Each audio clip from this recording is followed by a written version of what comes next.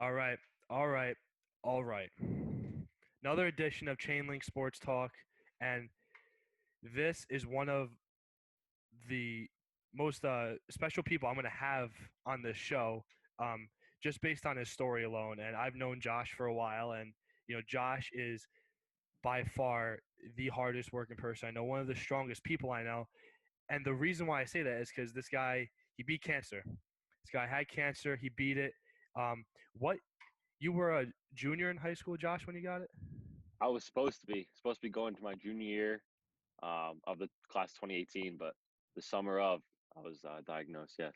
Right. So Josh missed a whole year of school, and Josh is very passionate about baseball too. And he missed the entire season. And obviously, he got done what he had to get done, and everybody, praises Josh. He did an absolutely amazing job. And so Josh came back, senior year of high school, 2019, and even before that, he committed to UConn.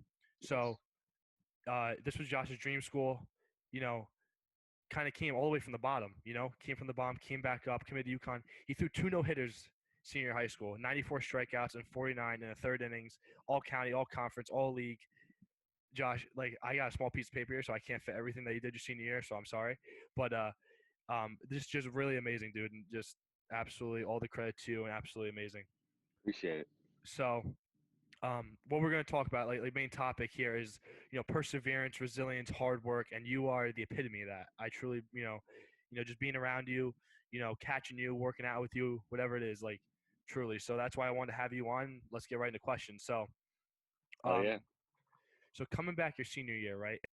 What what was it like, beating cancer, coming back your senior year, and not only being able to play again, but you were dominating. Like I think you were 7-0 your senior year too, right? Like you didn't even lose a game. So you came back, you didn't only play, you dominated. So just tell me what that was Yep. like. Yeah. So I mean, the real part was that I came back for a junior year because I had to reclass, right? So I was in Yep. the 2018 class and I reclassed 2019. So I was there for my junior year, but I wasn't there. I knew I wasn't myself because I wasn't back up to my velo. I wasn't back up to my standards, my everything. So I have to say, for real, my senior year is where I really found myself. I became that number one. I became that man, and I knew I had to do something special because I had to go out on a good note. And I have all these people, that looked out for me and supported me and stuff like that. So I felt the best way to pay it back was to give them everything I had in a baseball perspective. So yeah, I came out my senior year, my first game threw a no hitter. My second game, I threw a one hitter with like 16 Ks. Third game back, I threw another no hitter, and I was just like balling out. It's awesome, And dude. I mean, it was a feeling like no other because high school baseball. It's something like you never been a part of. So I Yeah. wanted to make it special, and I wanted to go out with a bang, and that's what I tried to do. Yeah. So real quick, you said the word standards, and knowing you and knowing where you came from and where you wanted to be and the circumstances you had, you saying standards, it's a dangerous word coming from a guy like you because you say standards and Yeah. people should be like, oh my God, this guy's going to light the world on fire because you don't like, there's not a point where you're going to be like, oh yeah, all right, so I hit 90. Okay, so I'm good now. Like, you want to get to 90 and then you want Hell yeah. 92, then 95. Mhm. So, dude, Hell yeah. again, just Yeah. another credit to your work ethic. So that's so I had three goals going into my senior year, and these are goals that you can't just set that you're going to achieve. You got to set goals that seem absolutely impossible, and then once you pass those easy goals and you're so close to that impossible goal, then you look back on your work and you go, "Wow, like what the hell did I just do?" So going into my senior year, because I was still getting my strength back and everything like that, I had three goals. One was to hit 94. My second goal was to win like pitcher of the year. My third was to get drafted. And those are, three enormous goals. So that first goal of hitting 94, I ended up in high school getting up to 92, which isn't a bad thing, but it's not what I wanted, which was the big goal. The second thing was to win pitcher of the year. I was up for player of the year, so that was a plus. And the Snubbed, by third the thing, way. Snubbed. I agree with that, but it's because I wasn't a two-way. I couldn't hit for anything, so Hey, it's all right. just It's a all right. pitcher.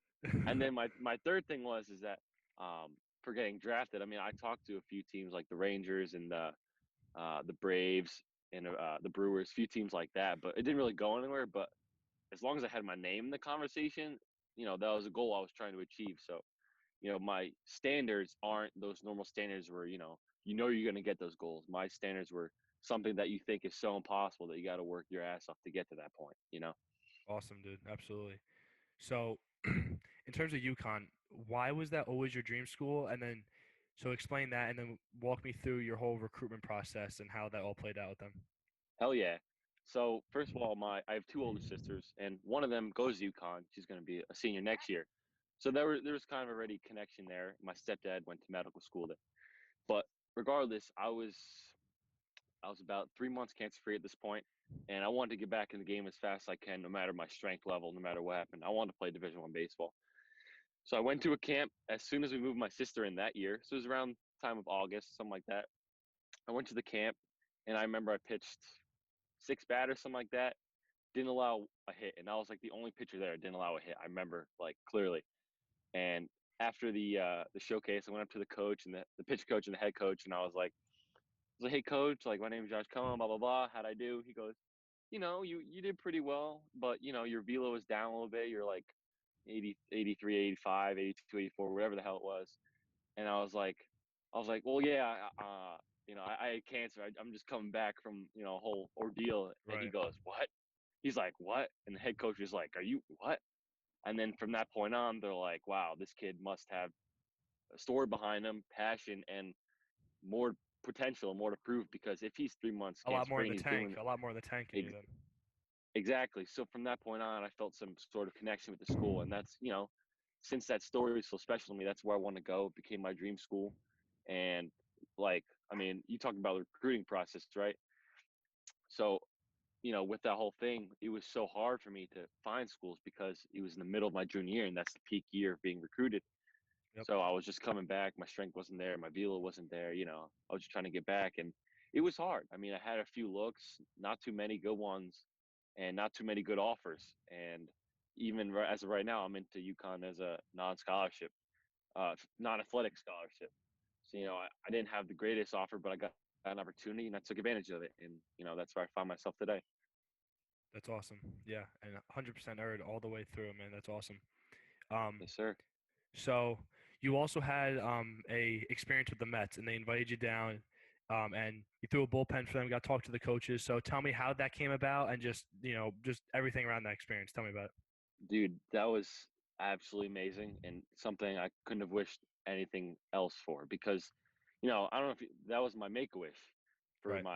my cancer ordeal and that stuff. So that was my make a wish. And the wish was to not go to Disneyland or something like that. My wish was to pitch in front of as many MLB scouts as possible Yeah, because dude. I Josh, knew Josh doesn't want to go to Disneyland. Screw that. We're going right in no, front of the hell no, scouts. hell no. So that's, Love it. I mean, I knew what I wanted to do. So I said to the woman at the hospital, I was like, I want to pitch in front of as many MLB scouts, college MLB scouts as possible, and I want to see if I can get my strength back by then and get some looks. And what happened was that they ended up setting it up with the Mets. Obviously, my team's the Yankees, but the Mets were so kind to set it up, and they flew me down in my preseason of going back to junior year of high school. They flew me down to Port St. Lucie where they're doing spring training. And I got to throw a bullpen in front of their pitching staff and some of their coaches. And at first, the bullpen started off just three guys were watching me like, okay, it's this Make a Wish kid. He's just throwing a bullpen, Yep. whatever, blah blah blah. Three guys are watching me. By the time I finished my bullpen, I had about 30 guys watching me. I had the fans who came out to watch spring training. They were watching me behind. I felt like a celebrity, and it was crazy because they were intrigued. They're like, okay, maybe this isn't just a Make a Wish kid. This kid maybe wants some of this. Yeah. So I mean, that bullpen was amazing. I got to meet, uh, and it just so happened. Sorry, I got to add this. It just so happened that they were scrimmaging the Yankees on that day. Yep. So it was a setup where I got to meet some of the Yankees, some of the Mets. So I met like for the Yankees, I met Gleyber Torres, Brett Gardner, Aaron Boone. For the Mets, I got to go in their dugout. I met Jay Bruce, David Wright. I met Tim Tebow. Like Nice. I met all these guys, and it was amazing. Something I could have never wished for, but it happened, and it's something. It was just great. What a great day, great experience, great weekend. I'm sure, dude. That's absolutely amazing. Um, so now shifting gears back to college. Yeah. Um, So obviously everybody, who plays a college sport, well, not everybody, but all the spring people, got cut short. But what was the biggest lesson you learned in your time with UConn baseball in your first year there? Yeah, I would say biggest lesson is no matter where you go, no matter who you are, I think the biggest lesson is to realize that you might not be as good as you think. And I'm going in, obviously you want to be confident, you want to be all these things that you can't just get to a place and be content. And you can't just be like, okay, I'm here for a reason, like I'm good, I'm fine, I can just go through the motions. You can't because as you climb up that ladder, as you want to be professional and you want to get up higher, there's people that just start weeding themselves out because they don't work hard enough or they don't take care of Yep, their bodies or they don't eat right or this or this or this. If you want to hold yourself accountable and you want to continue to get better, you have to think of yourself as there's thousands of other kids at your level that are working as hard as you or even harder. So you have yep, to keep that in mind every single day to work hard, make sure you're eating right, take care of your body, get enough sleep, etc. And so that's what I learned because I got to that point and my freshman year I was redshirted anyways, not my decision, but I was being redshirted anyways, and I realized like maybe some of it's not physical, maybe some of it's mental. I got to work on that side of the game, and maybe I'm not as good as I thought it was. Yeah, like I dominated in high school and stuff like that, but we're at a different level. We're at the yep, Division One NCAA level where you're facing the real stuff. So you yeah, got to make sure all aspects of your game are on point, and you got to make sure that you're always working on every aspect of that to get better. You got to set the bigger picture for yourself. yeah. And a lot of guys don't realize. So like a kid like you, for example, dominates senior year of high school, and like you're literally walking on water, and then Yep, all of a sudden, and so many guys are like that. Like so many guys do that. They commit. Their names all around town. It's in the newspaper. It's online. All of a sudden, they go to college, and there's 25 guys that just came from different towns all over the country with the same exact situation. yep, And and like you said, you can't just get content. You can't stop. You always got to continue to strive to get better. always because there's you can't get happy until you're at that final prize. Like you can have fun with it, but Yeah, you can't be totally content until you really reach your end goal. For me, that's professional baseball player. So we'll see. absolutely. Yeah, dude, don't stop. Keep striving for that. Hell yeah. So I mentioned this in the very beginning when I was introducing you. Like I said, one of the hardest working people I know. Um, so, and you've kind of touched on it a lot already, but like just like the best you can, like describe like where like your drive comes from, like just like I want to enter the mind of Josh Cohen. And I want to see what goes on in your head when you're working out, like when you can't get that last deadlift, when you can't get that last squat, like you're in your bullpen hitting 88 instead of 91. Like I want to know what's going on in your head in those moments.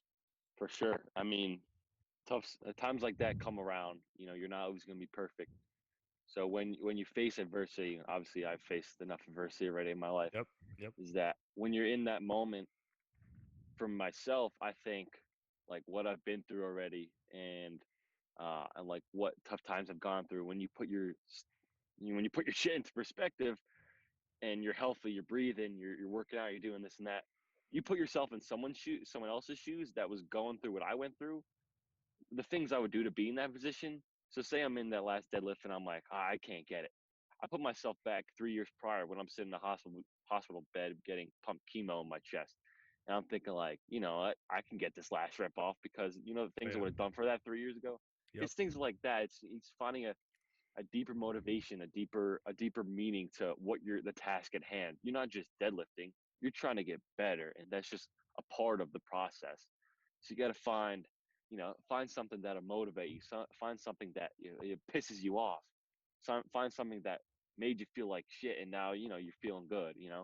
Stuff like that. So I just try and give every time I'm in the gym, every time I'm on the mound, I try and you know relate my feeling back to what I felt like when I was sick and when I was down the ground, and I never want to feel like that again.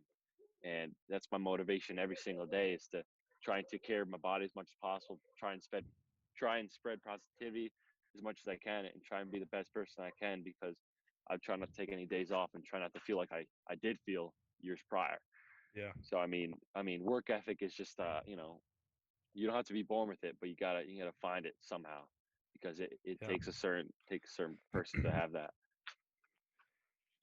Josh, that's awesome, dude. And like honestly, like from the bottom of my heart, you're an inspiration to me and everybody, that we play with, that you play with, and just keep doing your thing, dude. You're absolutely doing amazing. Keep it up. Appreciate it. You're the man, dude. You're the man. Josh, thanks for coming on. Thanks for answering some questions, and I'll talk to you soon, all right? Yes, sir. Appreciate it. All right, signing off.